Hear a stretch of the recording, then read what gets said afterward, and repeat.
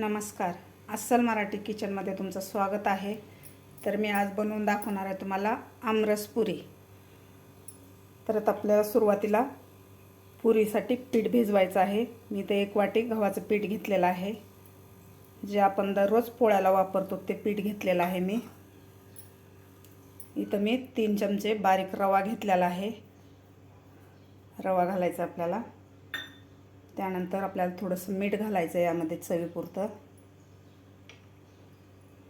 इथं आपल्याला पोह्याच्या चमच्याने 1 चमचा तेल घालायचं आहे. आता आपल्याला हे व्यवस्थित पीठ मिक्स करून घ्यायचं आहे.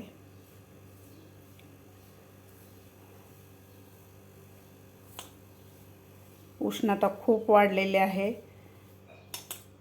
तर तुम्ही सुद्धा नक्की करून बघा आमरस पुरीमुळे आपल्या शरीरातील उष्णता कमी होते. सध्या आंब्याचं सीजन आहे.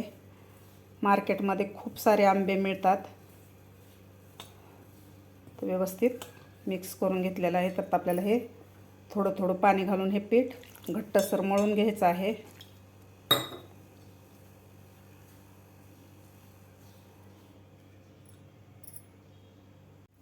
अशा प्रकारे मी घट्टसर असं पीठ मळून घेतलेलं आहे. तर आपल्याला हे अर्धा तासासाठी असं भिजत ठेवायचं आहे. यामधला रवा व्यवस्थित अर्धा तासामध्ये भिजतो. तोपर्यंत आपल्याला आमरस बनवून घ्यायचा आहे. इथं मी केशर आंबे घेतलेले आहेत आमरस बनवण्यासाठी.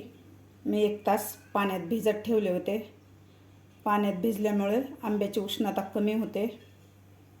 तर आपल्याला याचा व्यवस्थित हे पाण्यातून व्यवस्थित पुसून घ्यायचे आहेत काढून.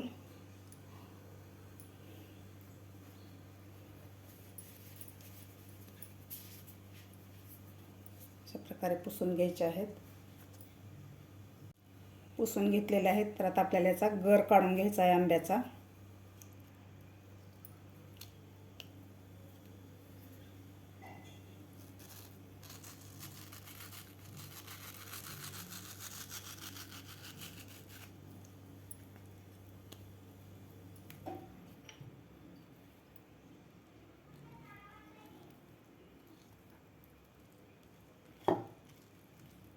यामधला असा गर काढून घ्यायचा आहे आपल्याला.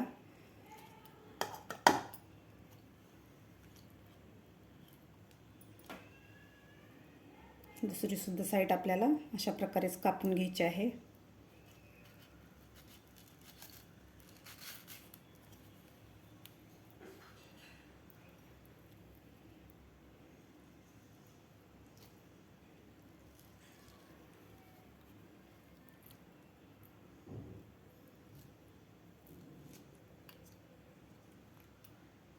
पूर्णच आंब्याचा अशा प्रकारे आपल्याला गर काढून घ्यायचा आहे. इथे मी 3 आंब्याचा गर काढून घेतलेला आहे. तर इथे मी एक मिक्सर जार घेतलेला आहे. यामध्ये आपल्याला आंब्याचा गर घालून घ्यायचा आहे.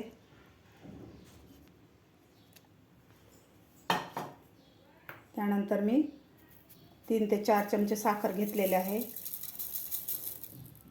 आंबा किती गोड आहे याप्रमाणे तुम्ही साखर घालू शकता. थोडंसं आपल्याला मीठ घालायचं आहे यामध्ये.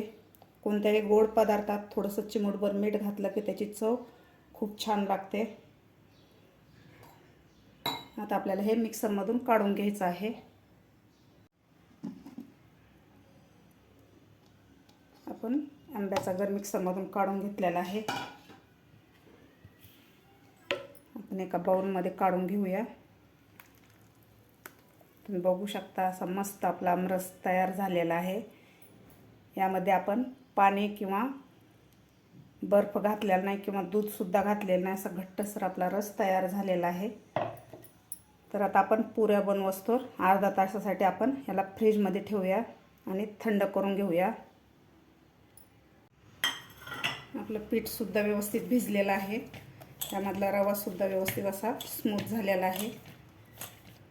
तर आता आपण याच्या छोटे छोटे गोळे करून घेऊया पुरीसाठी. अशा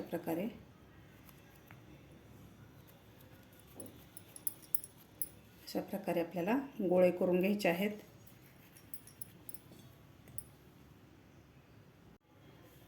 आता आपण पुरी लाटून घेऊया. मी थोडंसं पीठ लावलेलं आहे, आपल्याला जास्त पीठ नाही लावायचं पुरीला.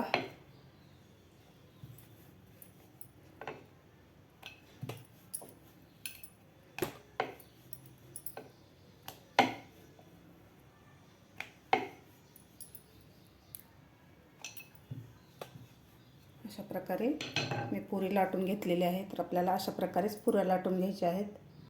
पुरी तळण्यासाठी आपलं तेल गरम झालेलं आहे. तर आता आपण पुऱ्या तळून घेऊया.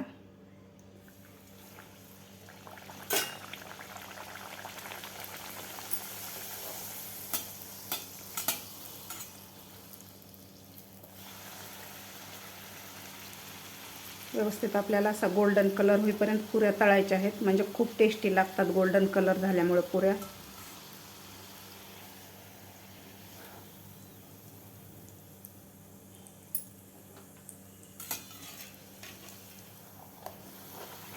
व्यवस्थित आपली पुरी तळलेली आहे. तर आता आपण काढून घेऊया. बाकीसुद्धा आपल्याला अशा प्रकारेच पुऱ्या तळून घ्यायच्या आहेत.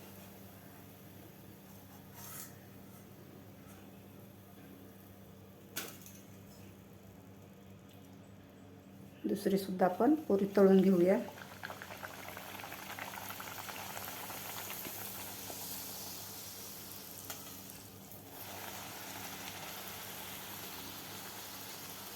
लहान मुलांना तर आमरस पुरी खूप आवडते.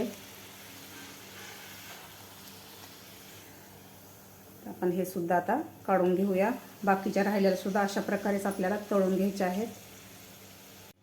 आपला आमरस सुद्धा व्यवस्थित थंड झालेला आहे. तर आता आपण सर्व करून घेऊया.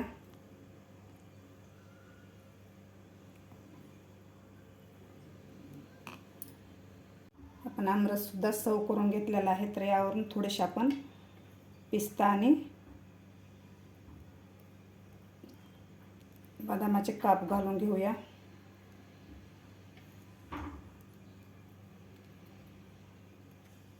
त्यानंतर थोडेसे आपण केशरच्या काड्या घालून घेऊया. केशर घालणं ऑप्शनल आहे. अशा प्रकारे बघू शकता थंडगार आमरस आणि गरमागरम पुरी आपली तयार झालेली आहे. तुम्ही सुद्धा नक्की एकदा करून बघा. माझी आजची ही रेसिपी कशी वाटली ही नक्की कमेंट बॉक्समध्ये सांगा. माझा व्हिडिओ आवडल्यास नक्की लाईक करा, शेअर करा. माझ्या चॅनलवर अजून नवीन असाल तर माझ्या चॅनलला नक्की सबस्क्राईब करा.